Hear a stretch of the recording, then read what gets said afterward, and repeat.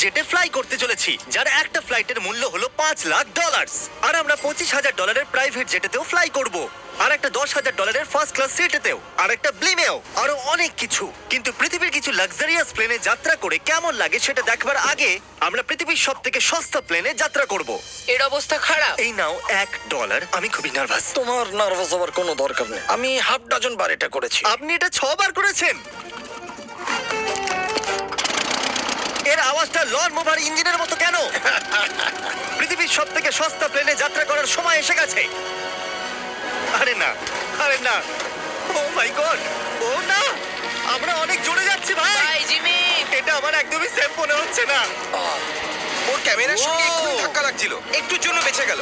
তুমি seat belt বেঁধেছো তো? আপনি আমাকে শুধু বাঁচিয়ে রাখার দিকে ফোকাস করুন। আমি চেষ্টা করছি। ঠিক আছে, ও এখন হাওয়াতে আছে। চ্যানেলটা আমি নিয়ে নেব। আমি আমার ফুটেজ পেয়ে গেছি, চাইলে ল্যান্ড করতেই পারো। না, ও প্লিজ চলো, এবার চলো। ও আমাকে স্যালারি দেয়, একটু সাবধানে। আর যদি আপনাদের এটা ক্রেজি লাগে তাহলে ভিডিওটা শেষ পর্যন্ত দেখুন। আমরা পৃথিবীর সব থেকে দামি প্লেন টিকিটে যাত্রা করতে চলেছি। এক মিনিট, তুমি আমাকে নার্ভাস করে দিচ্ছ। ও মাই গড, ওরা নিচে নামছে। আমরা ল্যান্ড করতে যাচ্ছি। মাটিতে চলে এসেছে, আমরা বেঁচে গেছি। আমাদের পরের প্লেনের ফার্স্ট ক্লাস টিকিট হলো $1,000। তাহলে ব্যাপারটা এই হলো বয়স, আমি সমস্ত ফার্স্ট ক্লাস টিকিট কিনে নিয়েছি, তোমরা যেখানে খুশি বসতেই পারো। তোমার কি একটু মিরাকেল মিস্ট লোশন চাই? কেন? কারণ এটা ফার্স্ট ক্লাস ভাই। খুবই ঠিকই আছে। যত্ন, হ্যাঁ? আমাদের সবার কাছে সিটের সাথে একটা টিভিও আছে। এই টিকিটে আছে ভালো ভালো খাবার, বাথরুমের জিনিস আর একটা পাজামা।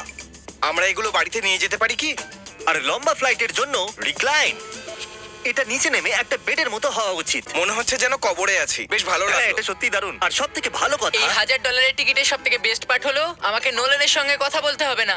আমার এই গ্লাসটার জন্য অসুবিধা হচ্ছে, এটা আমাদের বিচ্ছেদ ঘটাচ্ছে। আমি হ্যাঁ, পেছনে একা। এটাই তো আমার পছন্দ হওয়ার কারণ। এতে শুধু একটাই কমতি আছে, এখানে আমরা অতটা প্রাইভেসি পাচ্ছি না। লোকগুলো যাওয়া আসা করছে বলে ভিডিও শুট করতে অসুবিধা হচ্ছে। তাহলে চলো দেখা যাক এর থেকে 10 গুণ বেশি দামি প্লেনে বসে কেমন লাগবে। আর এটা হলো $10,000 প্লেন টিকিট। ও ভাই, এটা তো দারুণ দুর্ধর্ষ। পা রাখার জন্য আনলিমিটেড জায়গা আছে। দেখো এখানে আপনি কি কি পাচ্ছেন সেটা দিয়ে শুরু করা যাক। একটা ট্যাবলেট, একটা বড় টাচ স্ক্রিন টিভি, আমার নিজের একটা ইনসি ড্রিঙ্ক বার, স্ন্যাক্স। এটা ফেস্টিভ্যাল চকলেট বার নয়, আমার রিফান্ড চাই। আমরা ওয়াইফাই দিয়েও কানেক্ট করতে পারি। যদিও আমরা সিটের জন্য 10,000 দিয়েছি, কিন্তু ওয়াইফাই এর জন্য আলাদা করে $20 দিতে হবে। ওটা ফ্রি নয়? আমরা টেক অফ করতে চলেছি, যেটা খুবই দারুণ হতে চলেছে, কারণ সেটা আমি টিভিতে দেখতে পাচ্ছি। আর যেহেতু এটা 16 ঘন্টার জার্নি হতে চলেছে, তাই আমি দেখুন এই বাথরুমটা কত সুন্দর। এখানে আছে একটা সিঙ্ক, একটা টয়লেট আর একটা শাওয়ারও।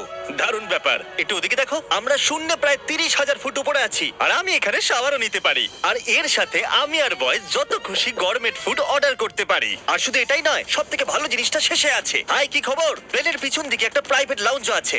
হে জিমি, হ্যাঁ, ওয়াও, এটা স্বপ্ন নয়। এটা ছিল $10,000 একটা প্লেন টিকিট। ক্যামেরা উপর থেকে নিচে করো। আর এবার আমি আছি $25,000 প্লেন টিকিটে, যেটা এই সিঁড়ি দিয়ে উঠলেই পাওয়া যাবে। ঠিক বলেছো, এখানে ফ্লোর আছে। এটা দারুণ ব্যাপার না? এটা খুবই ক্রেজি। আমরা অন্য লোকেদের ওপরে বসতে চলেছি। ও মাই গড, এটা হলো আপনার রুম। $25,000 আমরা দুটো বড় রুম পাচ্ছি। ও, এটা তো খুব দারুণ। আমি এর আগে এরকম দেখিনি। আরে বাপরে। আগের প্লেনের তুলনায় আমরা এখানে 4 গুণ বেশি জায়গা পেয়েছি। আমি এরকম প্লেন আগে কখনো দেখিনি যেখানে আমি জাম্পিং জ্যাক করতে পারি। এই দেখো, আমরা পাচ্ছি দুটো চেয়ার্স আর অনেকগুলো টিভি। এই একটা ঘরে এতগুলো টিভি আছে, যেটা আগে সবকটা প্লেন মিলিয়েও ছিল না। একজন পার্সোনাল ফ্লাইট অ্যাটেন্ডেন্ট খাবার সার্ভ করে। এরকমটা কেন? একটা বিশেষ প্রাইস পয়েন্টের পরে ওরা সবসময় ক্যাভিয়ার দেয়। আর একটা বাথরুমও। বলছি, কিছু বলতে পারি? এই বাথরুমটা আমাকে হতাশ করলো। এখানে কোনো শাওয়ার নেই, হিটেড ফ্লোরসও নেই, আর সাইজও অর্ধেক। আমার মনে হচ্ছে $10,000 ফ্লাইটটা বেশি ভালো ছিল। তোমরা কি একটা ফ্লাইটের জন্য এত টাকা খরচ করবে? আমি এটার পরামর্শ দেব না। আমি তো বলবো একটা গাড়ি এর নিয়ে নাও। বদলে গাড়ি নিয়ে আর নাও। এটা হলো রুমের সবথেকে বেস্ট পার্ট, একটা কুইন সাইজ বেড। ওরা সব সিটকে বেড কেন করে দেয় না ভাই? তাহলে সাইড বাই সাইড 3টে বেড লাগানোর বদলে 3টে তাকের একটা বাঙ্ক বেড বানানো উচিত।